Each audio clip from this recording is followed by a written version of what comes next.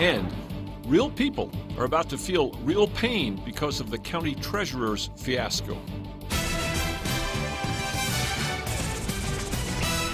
Bernalillo County has to cash out more of its investments at a huge loss in order to pay its bills. And now we've learned that will mean cuts. County department heads have been asked to cut millions as they realize just how deep a hole the county treasurer has dug. Matt Grubbs has uncovered startling new information on special assignment. We're solvent. I want the folks to know that we're still very solvent. That's not an issue. But for Bernalillo County Manager Tom Zdunek, that is where the good news ends. The bad news has already started. $750,000 lost when the treasurer was forced to sell risky investments to pay the county's bills.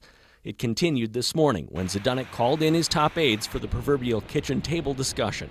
The Bernalillo County family has to cut $20 to $25 million from its budget. After-school programs for adults as well as kids, we would consider shortening those perhaps. Art classes and similar programs at community centers, the county could cut them or consolidate them.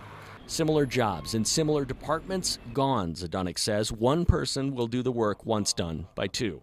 And the treasurer's investment policy has already ground one-time projects to a halt. Most folks should know we've cut about $20 million out of what we were going to do this particular year. That means a last-minute cancellation of an order for a new fire engine. It means a dozen or more cop cars won't be replaced. It means roads left rutted, parking lots left unpaved. As we like to refer to it, projects that make a difference in the community. We no longer can do that. Treasurer Manny Ortiz and his investment officer, former treasurer Patrick Padilla, control the bank account used to pay most of the county's bills. But almost everyone who isn't the treasurer says too much of that account is tied up in investments that take too long to pay off. I think we need to understand this is not something that will get better tomorrow.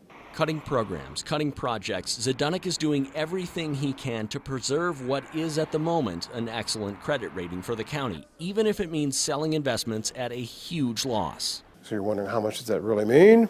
$20, $30 million, $40 million overnight, depending on what the market does. Without a sterling credit rating or without cash, the only option seems to be more cuts. On special assignment, Matt Grubbs, KRQE News 13. Tonight at a county meeting, the treasurer and his own advisors refused to admit they'd made a mistake. But interestingly enough, they did vote to stop making such long-range investments. The investments are now capped at 6 months to avoid more losses and penalties for cashing out early and to make sure there's always a flow of cash to pay the county's bills. None of this helps with the current crisis. The cuts the county has now put in motion.